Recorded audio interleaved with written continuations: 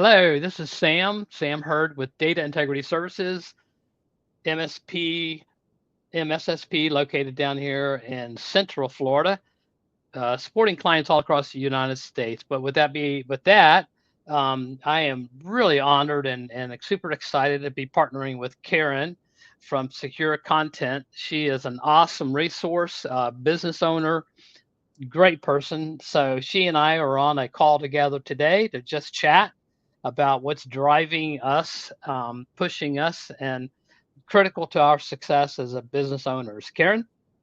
Thank you, Sam. And it's such a pleasure to have you as a friend and a colleague, and for businesses such as ours that do similar things to really collaborate and work together. So today is kind of an exciting day for that to start.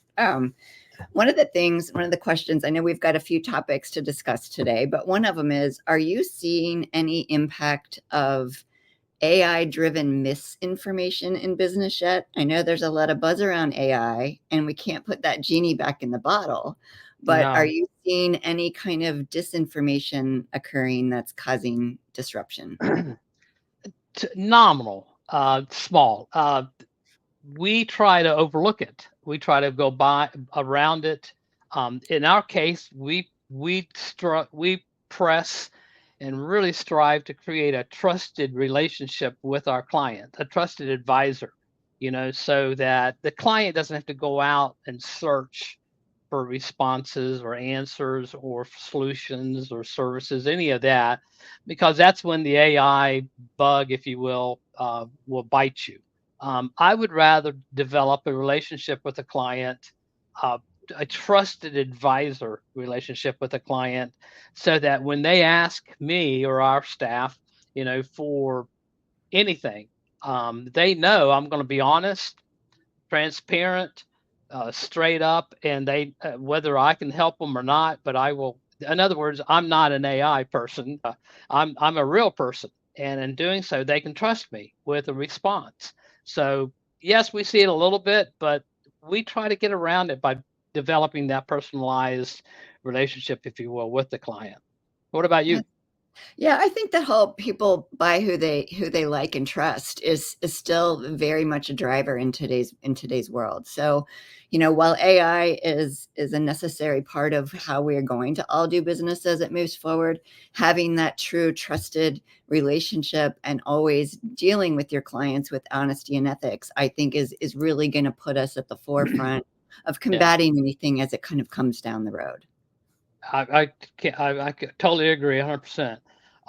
One of the things that we're struggling with, and not so much struggling with, but being challenged with by our clients, is cybersecurity insurance. What a bear. In my case, it went from a 15-page document, question and answers, that I actually had to get my techie people to help me respond to, down to about a 2-page. But that's because of some of the things we did. What are you hearing on the cybersecurity insurance challenges? Yes, I'm hearing and I'm seeing that there's still a lot of ambiguity in cyber insurance, right? Whether it Hmm. be, oh, what exactly does this policy cover? What exactly is the client required to do or not required to do, and how they go through all of those things. It can be one underwriter can word something one way, and another Yeah, one can word it a completely different way. And totally. people are coming at us with those documents saying help. They're Yeah. also coming to us and saying, oh my gosh, my rates quadrupled or they doubled. What am I going to Yeah. do? And Yeah. so it becomes a situation that affords us the ability to work hand in hand with them to really dissect the Yeah. requirements. Because what Yeah. happens, I'm seeing, is some of the underwriters may not understand the risk of each individual business and what it brings, right? My business Yeah. might have a different risk than yours, and on and on. So Financial versus healthcare, you right? know? Yeah. Massive difference. But one of So the tools that we've utilized a lot is the Sophos Managed Detection and Response, or MDR solution. And perfect. what really got us on that bandwagon was Sophos actually developed an association or a partnership with some different cyber insurance companies, one of them being Cysurance, to where their cyber insurance rates can easily be reduced if they own Sophos MDR. Have you run into that situation yet? Yeah, personally speaking, yes, I just did that. We had a cybersecurity insurance policy with another carrier. It went up in price. It was a 13 or 14 page document that, like I said, I had to get my engineering staff to help me answer. We're on the MDR Complete platform from Sophos. Mhm. Um, and so when I contacted Cysurance, they came back and said, "Perfect. Here's a document. Fill it out." And yeah, it was about a 25% reduction. Wow, And it's a 2 page, but 1.5 page document. It was super easy. And we're now, and it's rightfully so. It's a right logical move within the industry, the insurance industry, that if you have a proper security posture, stack, whatever, your rates should not be through the roof. They should be more palatable. And I took advantage of it myself. that's So fantastic. That's yeah, fantastic. I think we're on the same page with that. yes, ma'am. How are you dealing with supporting cybersecurity teams in situations of high stress, whether that be your team of amazing experts, or if a customer is experiencing the problems with their teams, just feeling high stress with cybersecurity and all that it Yeah, encompasses? yeah. Well, it's a high stress, should I say, a potentially high stress environment. Job, requirements, accountabilities. In my case, within our company, we first start with education. We try to educate our engineers, the engineering staff, as much as possible, because if you know what you're doing, competently, and you have confidence in your ability based upon education, training, all the above, it's a little easier to address a client's concerns. Um, we try to do that as much as possible. Same with our clients. If a client is purchasing a cybersecurity product, we actually offer vendor-led training for free. We kind of bundle that into our project, saying, "Listen, train your folks on this, train your engineering staff on this." It gives them that confidence on what they're dealing with, on the products and services, features, all the above, day to day. But it gives them that confidence, so therefore the stress of trying to figure things out might be less. It might not be as overwhelming when you know the product. So we actually bundle in training for free with a lot of our partners, or shall I say, clients. Um, and then of course we try to make things fun.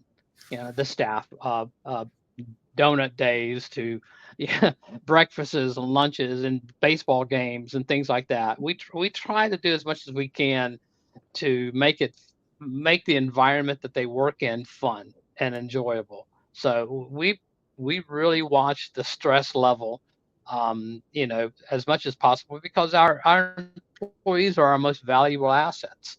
It's not so much the clients, it's them, my employees that work with me. They're super valuable to me, more so than even a client, because I know if the employees are happy, then the clients are going to be happy. What about you? How do you fight with it? That's a great philosophy. Yeah, I've kind of leaned into it in that I have embraced listening to my staff. So if they're struggling with something, I want them to always feel comfortable coming to me and saying, "Hey, I'm stressed about this," or "I've got this family situation over here that I have got to deal with. I'm sorry, but I've got to take off today." Right? And just embracing the fact that there's a work-life balance for all of us Mhm. that I sometimes think we forget to do. I Yeah. know myself, when I get up at 5 o'clock in the morning and I start working, some days I'm thinking, wait a minute, why aren't you still sleeping? But 5 o'clock in the morning, not me. you Don't know, call me. stress Oh, is all in how you manage it and how you look at it. And we're in a very exciting industry. So for me, we are. a lot of the times I look at it more like, oh, this is exciting versus being stressful. Yeah. Yeah, but like I said, at 5 a.m. in the morning, don't call me. I'm a night person. I'm not a morning person. I will not be able to help you. I'll text you. how, let me ask you this. We both play very strongly in what I call the SMB, upper SMB space. There's a challenge there with cybersecurity in that space, whether it's lack of dedicated employees that manage everything, maintain everything, or it's an employee that's like a junior, if you will, engineer, but yet he or she is accountable for a very complex environment. And in some cases, there are no resources available. But yet the SMB, upper SMB market space is being attacked by the threat actors. How do you deal with that? What's your philosophy on that? It feels to me like a never-ending changing environment, and yet it Mm-hmm. still remains the same, if that makes any sense. So Mm-hmm. we run into SMBs that may have no tech people at all. They might Mm-hmm. have like an admin doing the work. I ran Yeah. into a situation the other day where their CFO actually was their IT guy, and he was like, Yeah. I can't keep up with this. And they had actually been breached about 3 times this year by the time Oh, I got wow. introduced to them. Right. And Wow. so it's just a mindset that I think is evolving. And the way I approach it is to go in and really listen to them and let them just spew everything that they have going on in their environment, what's worrying them, what they feel comfortable with, what their budgets are, and really get to know them. And what in the case I was just mentioning, I got to know the CFO and he kind of took me aside. He goes, I'm so overwhelmed. Mm-hmm. I know enough to be dangerous. Right. And so what we do then is come in Yeah. as that trusted resource and show them how valuable that we are in their environment and try to reassure them, not scare them. I find scare tactics to be very displeasing in this industry. I think it's more about educating the customer, doing your best to secure them in all the ways that you can without making them overbuy things they don't need. Right, all thing I've run into churches that have been charged 30, $40,000 or more by vendors just trying to take advantage of them. And I Yeah. really go into this first and foremost Exactly. with the honesty and ethics foot forward, right? And I know that Mm-hmm. you do the same in your Yeah, business. that's spot on.